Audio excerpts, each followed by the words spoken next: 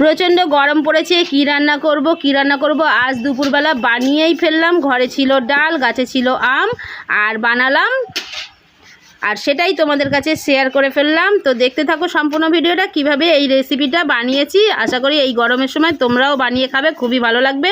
নমস্কার বন্ধুরা, পিঙ্কি রান্নাঘর উইথ ভিলেজ ফুড চ্যানেলে তোমাদের সকলকে স্বাগত। আজ রেসিপিটা কিভাবে বানিয়েছি দেখতে থাকো।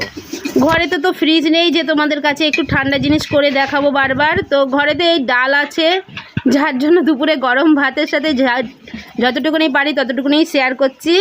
আর এই ভাতের মধ্যে দিয়েই ডাল আলু সিদ্ধ করে নিয়েছি। আর এটা আমার পুরানো অভ্যাস, তোমরা তো জানো।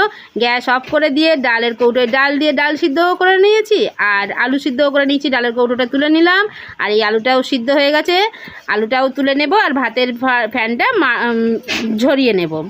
আর এখানে তোমাদেরকে তো দেখানো হয়নি, এই কলা নিয়েছিলাম। কলা দুফালি করে কেটে, গোল করে প্রথমে কেটেছি, কেটে দুফালি করে নিয়েছি, নিয়ে লঙ্কা দিয়ে আর ভেজে নিয়েছি। আর এখানে পটল খোসা ছাড়িয়ে কেটে ভেজে নিয়েছি। আর এখানে একটা আম, গাছের আম ছিল, দুদিন রাখা ছিল, যার জন্য এত পরিমাণে গরম পড়েছে, আমটা একটু পেকে গেছে, কিন্তু প্রচণ্ড টক।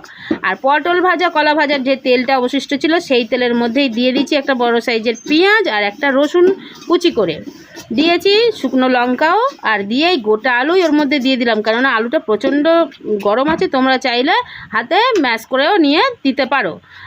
এখানে আমি একটা হাতার সাহায্যে মোটামুটি একটু নাড়াচাড়া করে নিয়েছি। পুরো মিহি করে আমি মাখাবো না, একটু আলুটা গোটা গোটা আছে, এরকমভাবেই আমরা খাবো।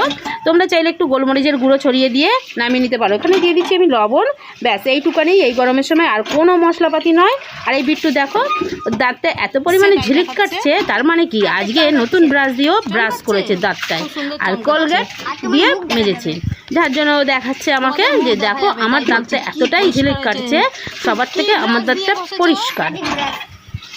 আর বাচ্চাদের বাচ্চা মন জানোই তো তোমরা। মোটামুটি আমার দিনগুলো একে নিয়ে চলে যায় সারাদিন, বক করতে করতে। আর এদিকে আলুটাও বেশ কষানো হয়ে গেছে, এবার তুলে নেব, মানে একরকম আলু চোখা তৈরি হলো। আর ওই তেলই ছিল একটু অল্প, ওই তেলের মধ্যে দিয়ে দিচ্ছি একটু কালো সর্ষে হাফ চামচ, আর দুটো শুকনো লঙ্কা ফাটিয়ে। আর কোনো মশলাপাতি নয়, একদমই না। এত গরমে আর কি দেব, কি খাবো, পাগল হয়ে যাচ্ছি গরমে। তোমরাও তো পাগল হয়ে যাচ্ছ, আর আমরা তো গরিব মানুষ, আমাদের এসিও নেই, কুলারও নেই, একটা পাখায় ঝাও করে চলছে। আর এই গাছ থেকে পেরে রেখেছিল দুদিন আগে আমটা, তো তার অবস্থা দেখো পেকে গেছে, হাল বেহাল হয়ে গেছে ওর। তো ওর মধ্যেই লবণ দিয়ে দিলাম, হলুদ দিয়ে দিলাম, দিয়ে ভালো করে নেড়ে নিলাম, যাতে আমের মধ্যে কিন্তু একটু লবণ দিলে আমটা তাড়াতাড়ি গলে যায়। আমি আম ডালটা এইভাবেই করতে ভালোবাসি। তো তোর মধ্যেই সিদ্ধ করে রাখা ডালটা দিয়ে দিলাম, দিয়ে এবার এত তো ঘন খাওয়া যাবে না, এর মধ্যে দিয়ে দিচ্ছি একটু জল, একটু পাতলা না হলে ভালো লাগে না আম ডাল। আর বন্ধুরা, আম ডালের সাথে কিন্তু আলু চোখাটা ব্যাপক যায়, তো তার জন্য এইভাবেই আমরা বানিয়ে ফেলেছি। আর এটাই আজকে দুপুরের মেনু আমাদের বাড়ির। আমার এই বিটু আবার চলে এসছে ব্রাশ দেখাতে তোমাদেরকে। তোমরা দেখো, ওর ব্রাশটা পছন্দ হয়েছে, তার ওর দাঁতটাও কিন্তু ঝিলিক কাটছে। কমেন্ট করে কিন্তু অবশ্যই জানিও অত কষ্ট করছে ও। বন্ধুরা, গরমে সবাই মানে শরীরটাকে যত্ন করো, আর পারা যাচ্ছে না। তো ডালটাও তো টকবক করে ফুটছে, দিয়ে দিলাম একটুখানি চিনি। তোমরা চিনিটা অ্যাভয়েড করতে পারো, কোনো অসুবিধা নেই তাতে, তবে চিনিটা দিলে টক ডালে একটু ভালোই লাগে খেতে।